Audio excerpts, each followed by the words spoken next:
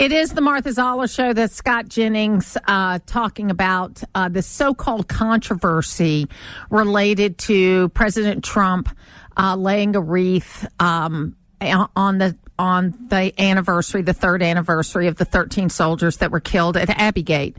And I think he laid it out very well. The families invited him. I am sure that had the president and the vice president treated these families with a little more respect than they had, that they might have wanted them to be there. But they didn't. They haven't.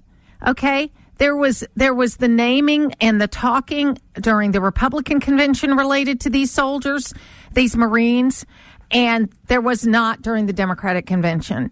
Okay, and bottom line is Gold Star families, he's right. The only people that matter is Gold Star families. They are allowed to have who they want, and they are allowed to have not come who they want.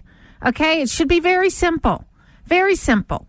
And clearly, I don't care if you are the strongest Kamala Harris or Joe Biden supporter, you cannot say that these families have been treated with respect on this issue. They have swept it under the rug, and they have wanted to act like it didn't happen.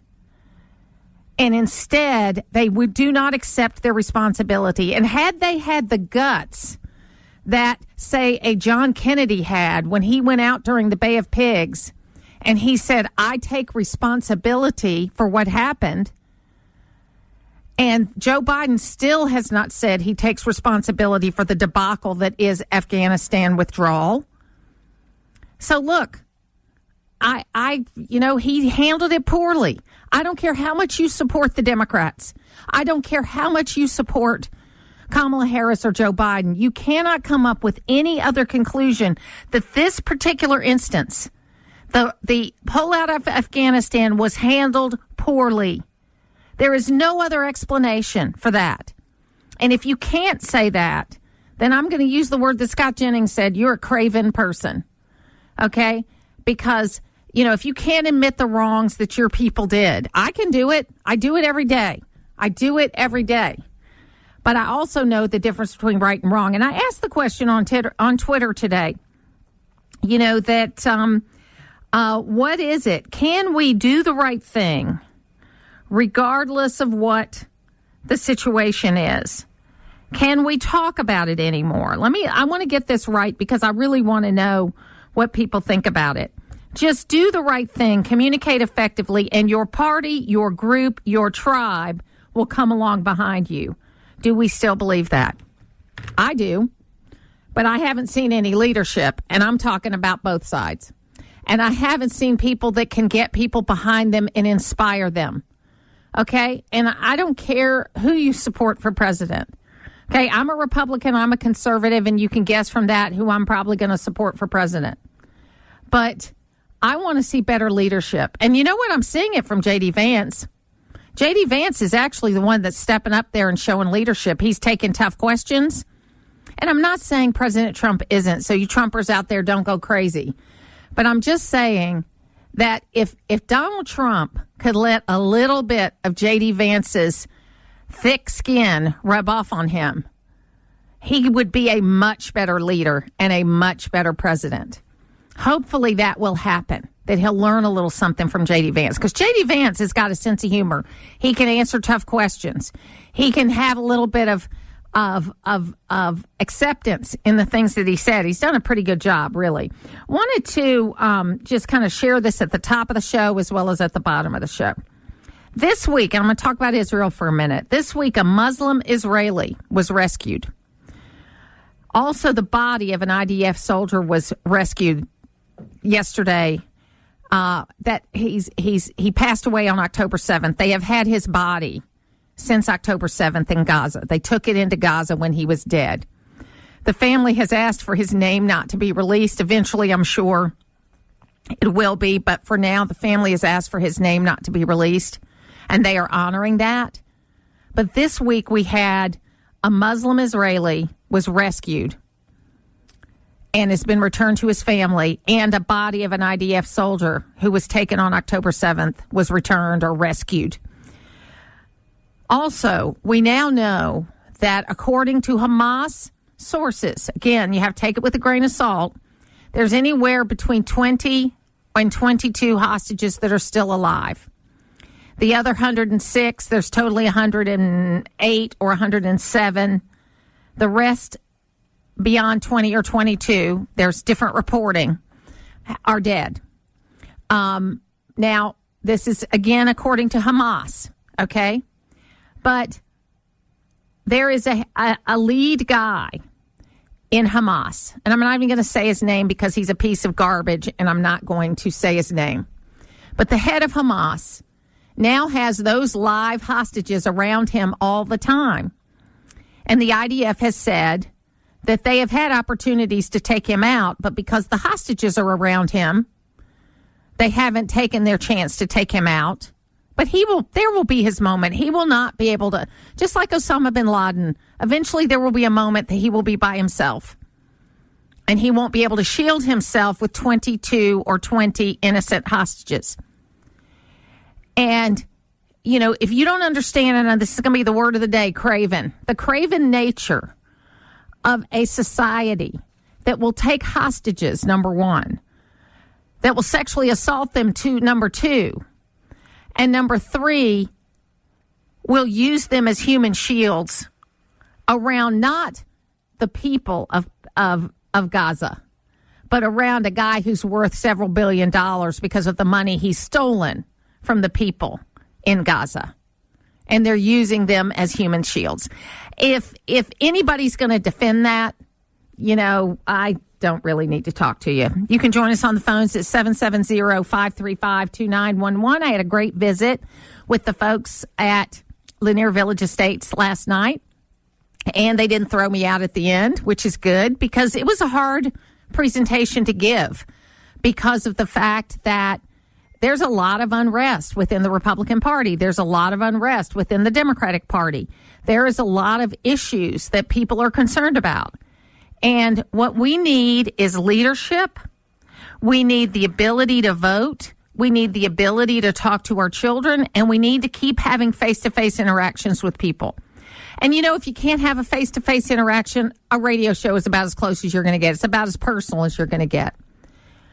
But we've got to really talk to people. And you know what? I was thinking a lot about these people that are being paid to tell their stories, whether it's George Stephanopoulos against Bill Clinton or General McMaster against Donald Trump. The one thing they all have in common, and if you go back, I went back and checked, you know, there's a number of people from every president since Bill Clinton. It didn't really happen before Bill Clinton. George Stephanopoulos was the first one to write a book about his former boss while the person was still in office or running for office. Prior to that, these kinds of books were always written afterwards, okay? Because you had a certain amount of decorum about what you talked about related to somebody you worked for at that level. There was a desire to sort of keep things private because you were dealing with the country, but no more. So it started with George Stephanopoulos, a Democrat who wrote about Bill Clinton. And its most recent is McMaster. And there's been dozens of books. But what they all have in common is very, very good book advances. I mean, like life-changing money book advances. And I'm not saying that means that there are lies. I'm not saying that because I hope they did checks and fact checks. I mean, that's what they're supposed to do on books like that, is do fact checks. I know that if you've had any kind of clearance with the United States government, if you write a book about your time in government, you have to go through the CIA and other people to check what you've said to be sure you're not telling any secrets. Not necessarily that your experiences, they can't check your experiences because they don't know that, but they can check dates and times and places. But what it has in common is money. And I'll just share this story and then we'll go to break. When I ran for Congress, and this is not the amount of money we're talking about, okay, but it illustrates the point. I had $70,000 in campaign debt when that campaign was finished because you make decisions at the end of a campaign that sometimes you don't know how much it's going to cost and you want to win and you think you're going to win. And so you're thinking, well, I can get the money in after the campaign is over. So I had a $70,000 debt. And a few months after that, I went to work for Governor Deal for Real PAC, and I paid off that debt. And before I came back on the air, because for me, I didn't feel like I could come back on the radio if I had political debt that I had not paid back. There's no rule against that, but for me, that was my rule, that I did not feel comfortable coming back on the radio and talking about political figures if I had political debt. So I took a job. I put every penny of that job for 10 months towards paying back that money, and I paid back that money and paid all the people that needed to be paid. And then a few months after that, there was a race for the Georgia GOP chairman, and I endorsed that Georgia GOP chairman. And I had someone accuse me of endorsing this guy in exchange for having my debt paid off from my campaign. And I answered the gentleman, and he did it on Facebook, which is where all cowards accuse people of things, is on Facebook. They don't call you up on the phone yourself. They don't actually go to a real press thing. They type behind a keyboard and they accuse people of things on Facebook. And basically, I don't usually engage on Facebook unless it's to say happy birthday or to do something positive. But what I said in that time is I said, look, if you think I'm going to sell my soul for $70,000, you got another thing coming. If you think you can buy me, it better be retirement money, because you'll never see me again. If I ever get to the point that I'll compromise my values for money, then you'll never see me again, because I will be living on an island that I have purchased with the money that I sold my soul for. Okay. So, I'm not saying that McMaster's or Stephanopoulos sold their soul for money. But what I'm saying is you have to raise a question about people who sell their stories, whether they're a Prince of England or they are a general. It's actually worse for a general to take money for something like that, if you want to know the truth, because of the kind of oaths they take. But if you're going to take money to tell your story, if you think it's so important for America to know your story, that you feel that someone is so egregious as a leader, whether it's Bill Clinton or Donald Trump, and I'm using those two examples because one's a Democrat and one's a Republican. If you think they're so craven, there's the word again, that they shouldn't be leading this country, then you should tell that story for free. You shouldn't be taking multi-million dollars, or what's equivalent to multi-million dollars in today's dollars, because Stephanopoulos wrote his book in the 90s. You know, you shouldn't be taking money for it if your reason is you're trying to protect the country.